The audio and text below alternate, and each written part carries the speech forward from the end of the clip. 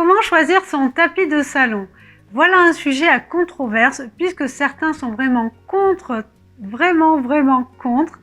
Et je pense que ce sont des personnes qui sont sans doute allergiques aux acariens, mais il y a aussi ceux qui sont pour et qui adorent. Dans les deux cas, c'est ok. Moi-même, je n'en mettais pas du tout dans mes intérieurs et maintenant j'en ai mis dans le salon, dans la véranda, dans ma chambre et j'adore ça. Et on va pas se mentir, c'est tellement agréable de marcher pieds nus sur nos tapis et aussi tellement cosy pour nos ambiances intérieures. Regardons ensemble les critères de choix importants à regarder avant d'acheter son tapis et surtout pour ne pas se tromper. Et c'est tout de suite après ça.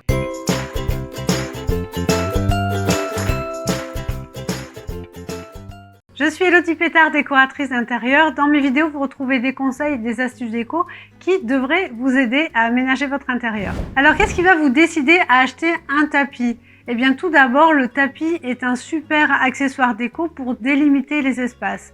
Si vous avez un salon ouvert sur une salle à manger, eh bien vous choisirez 2 tapis pour délimiter chacun de ces 2 espaces. Ensuite, bien sûr, c'est pour son côté cocooning, que vous souhaitiez réchauffer un sol froid ou bien que vous ayez un sol qui ne vous plaît pas trop mais que vous ne pouvez pas changer. Le tapis est l'objet idéal pour y parvenir. Le tapis peut aussi vous apporter un contraste par rapport à un sol qui serait trop clair ou bien trop foncé. Le tapis a également une fonction à laquelle on pense un peu moins, qui est liée à l'acoustique de la pièce. Effectivement, il va atténuer les bruits et cela n'est pas négligeable, surtout si on vit en appartement. Comment bien choisir donc votre tapis? Je vous dirais en premier de ne pas lésiner sur l'investissement en achetant des matières naturelles qui vont être produites près de chez vous. Je pense notamment à la laine ou au chanvre, ou bien en matière recyclée également, je pense au coton recyclé ou encore au nylon recyclé, où les tapis sont fabriqués finalement avec des déchets de filets de pêche retrouvés en mer. Et si vous pouvez, essayer d'acheter des tapis qui sont produits et fabriqués en Europe. Si vous souhaitez avoir un choix de matière plus importante, je vous conseille alors de vous retourner vers les achats de tapis d'occasion.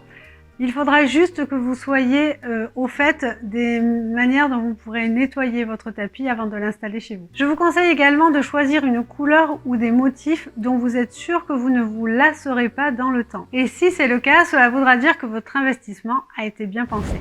Côté taille, voyez la vie en grand. Votre tapis doit être très généreux. Côté salon, votre tapis devra être assez grand pour pouvoir se glisser sous vos canapés et vos fauteuils. Dans le côté salle à manger, le tapis va déborder largement derrière les chaises qui seront positionnées autour de la table. Sans quoi, cela fera vraiment très rikiki. J'ai moi-même fait cette erreur dans mon salon alors que je sais de quoi je parle. Sans commentaire. Je vous illustre tout ça grâce à plusieurs photos glanées sur Pinterest. J'ai essayé de vous trouver des photos d'ambiance un peu similaires de salon et vous voyez que sur la première photo, le tapis est trop petit et sur la seconde, il est à la bonne taille. Vous voyez comme la taille du tapis est importante?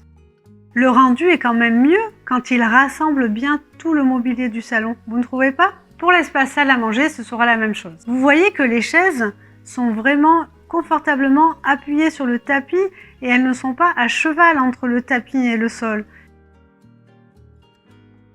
Il faut que ça paraisse aéré. Alors ok, parfois il y a du parquet et ce serait dommage de le cacher.